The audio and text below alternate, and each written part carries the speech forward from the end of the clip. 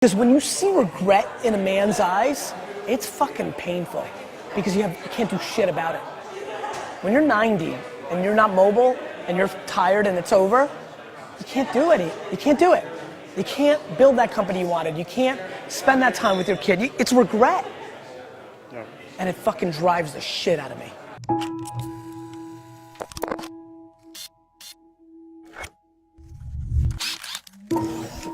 No, look, I think failure has to be quantified. If you fail that you never can get up from it again, that's not a good failure. I think failure and adversity are the two things I think about. For me, as an entrepreneur and very entrepreneurial and always in my own stuff, all the failures along the way, even going back to like the baseball card show when I was 13 and I paid $400 for a table and nobody showed up to that baseball card show. That was a learning lesson. Those micro failures were super, super important.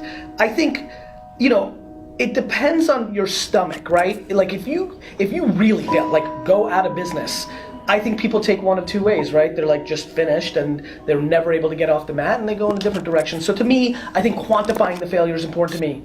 They gotta change, you gotta evolve. Like Madonna did it right.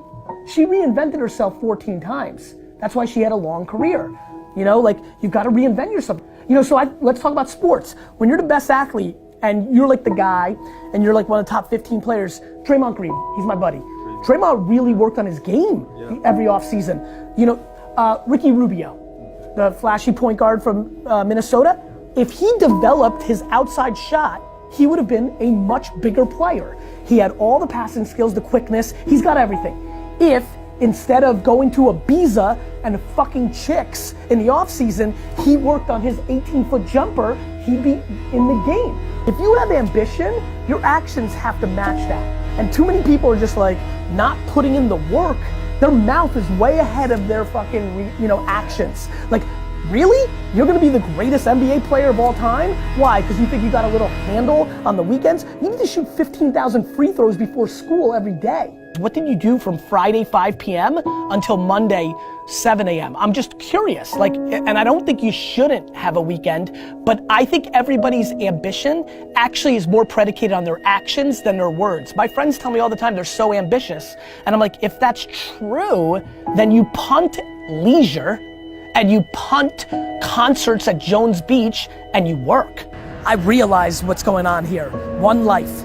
I realize that I'm living like this is our only at bat, and most of you aren't. People fucking walking around here like they're coming back. People fucking walking around here like they're coming back. You're not coming back. Well, listen, I don't want to impose my beliefs on others. Maybe you believe you come back. I believe you come back as a tree, or a flower pot, or D-Rock sneakers. And that blows compared to being a human.